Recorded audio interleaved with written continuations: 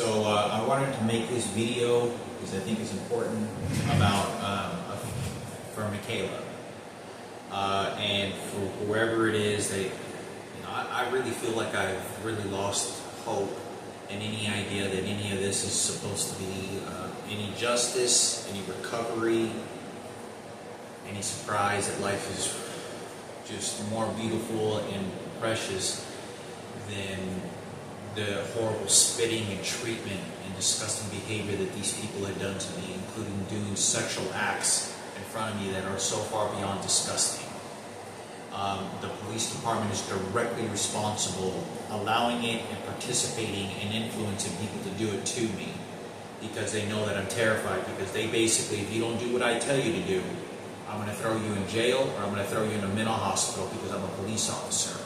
And that's all they do. They absolutely do nothing to help. They just retaliate.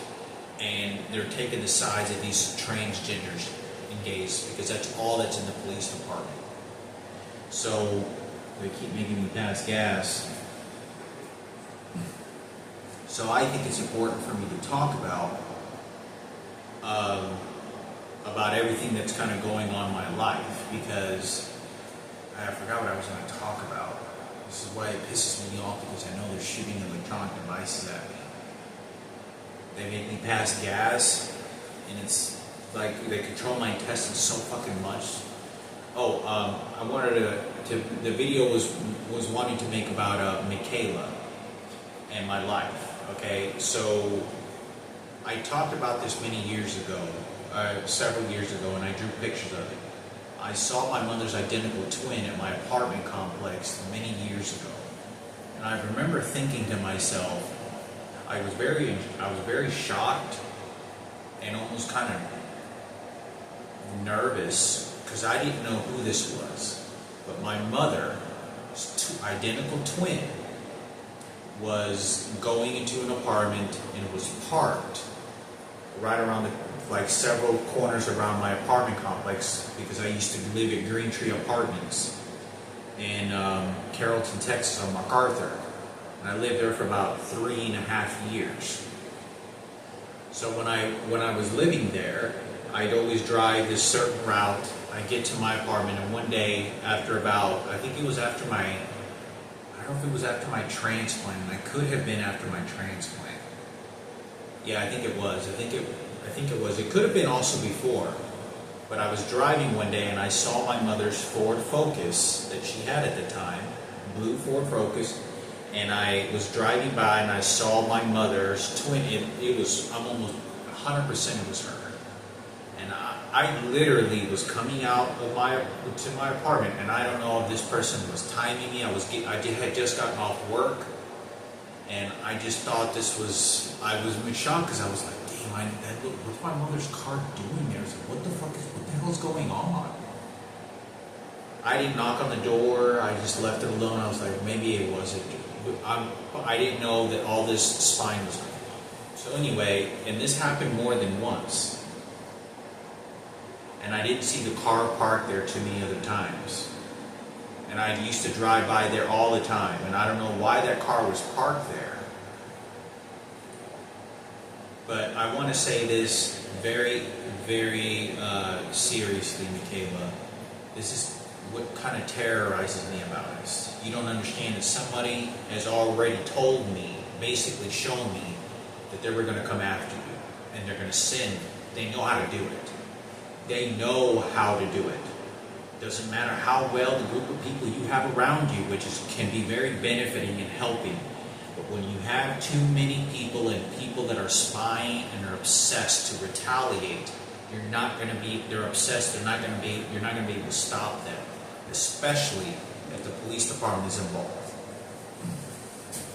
retaliating and doing everything that's going on.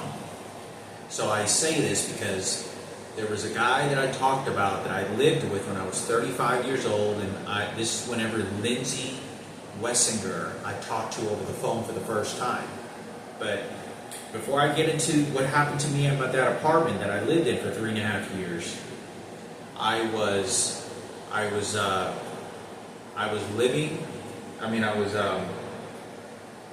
before I lived in this apartment, Okay, well, I'm gonna go ahead and start when I was 20 years old, right? Because this is the scary part of it. That I saw this guy when I was 35 years old later. When I was about 21 years old, I saw this guy. He was wearing army-colored jeans, and he kind of looked like George Bush but tall. And he was like a manly gay guy. He wasn't interested in women, but he was just like a manly gay guy. And this guy, I remember him in a van, and he had a key.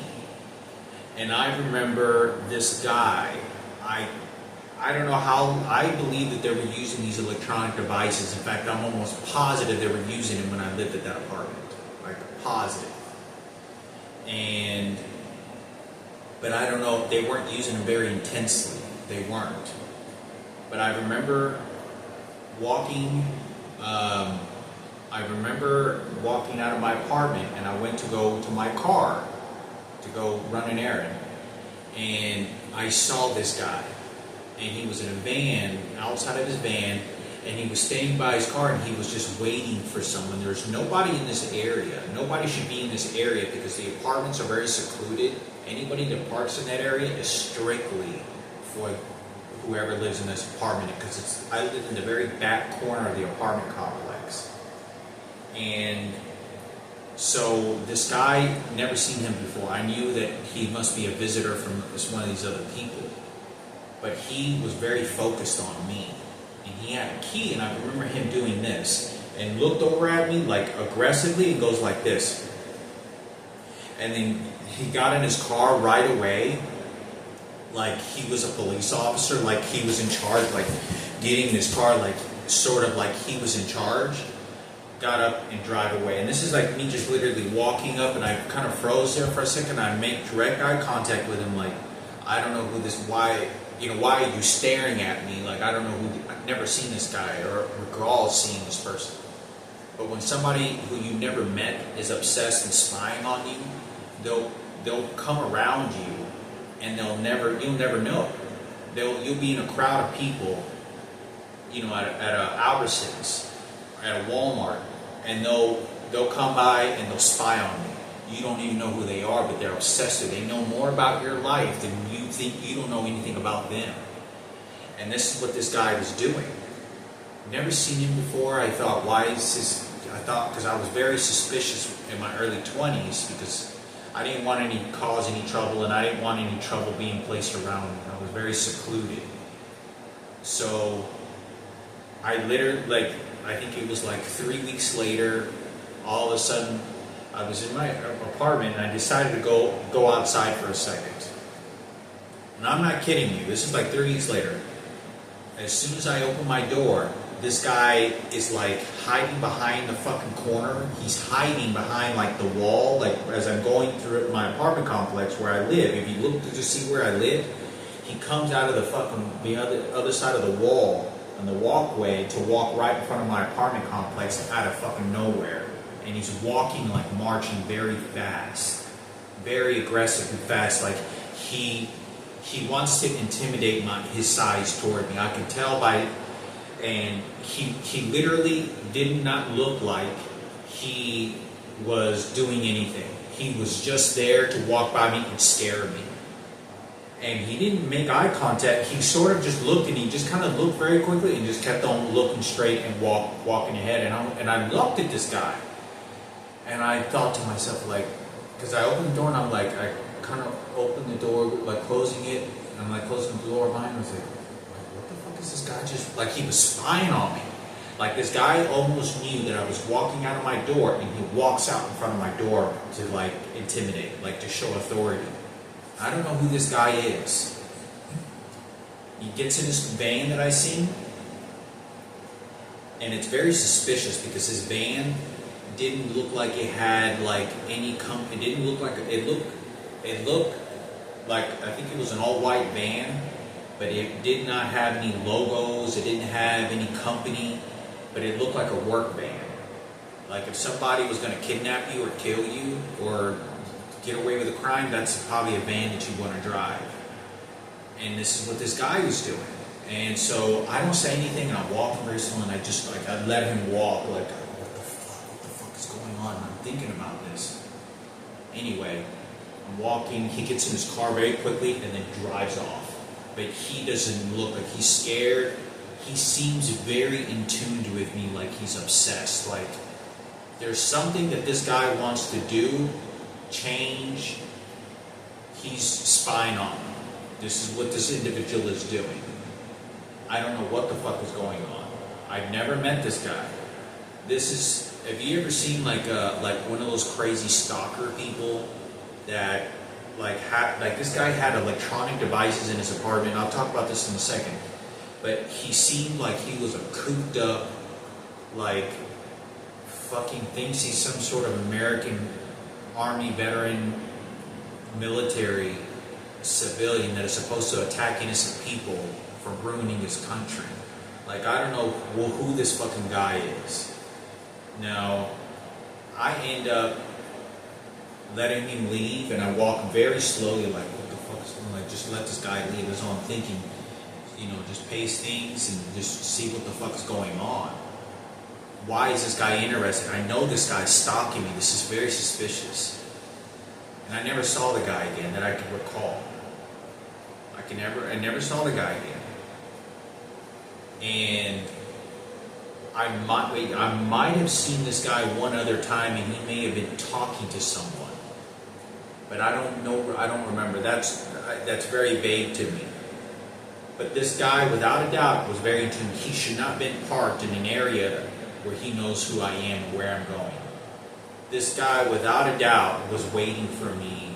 I don't know what the fuck was going on. So anyway, I never see this guy again. God knows that I've probably seen this guy. Sorry, they're making me itch my crotch.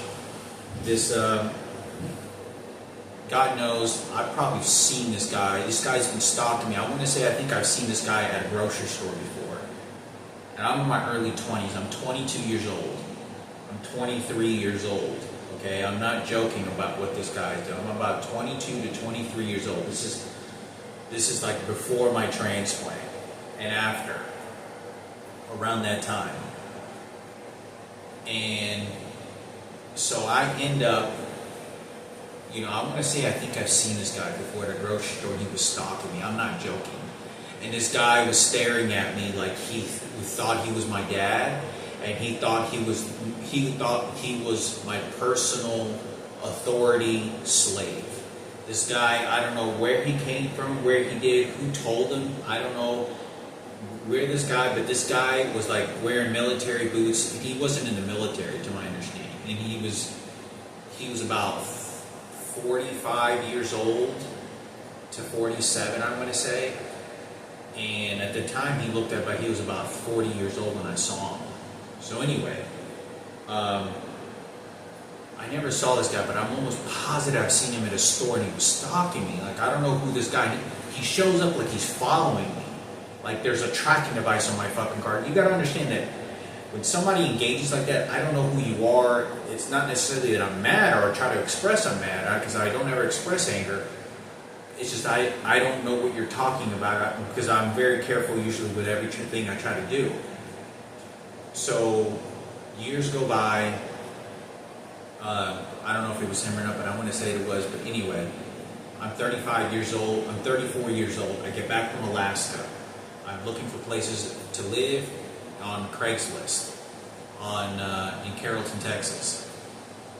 I come across this ad, and you're not going to believe me, it was this motherfucker. It was fucking him. I'm not joking. It was this motherfucker. And I didn't know at the time, but he looked kind of familiar, but I could not register where I've seen this guy before. Because I know this attitude or his vibe, he looked like a predator. He looked like somebody that was just stalking people. Without a doubt, he just looks like, this guy didn't look like, when I met him, I'm going to continue this other video, part 2 of this video, because I only have 15 minutes on each Instagram video that I'm able to post. I can feel him shooting me right now on my leg right now in the same place. I'm going to make a part 2 of this video.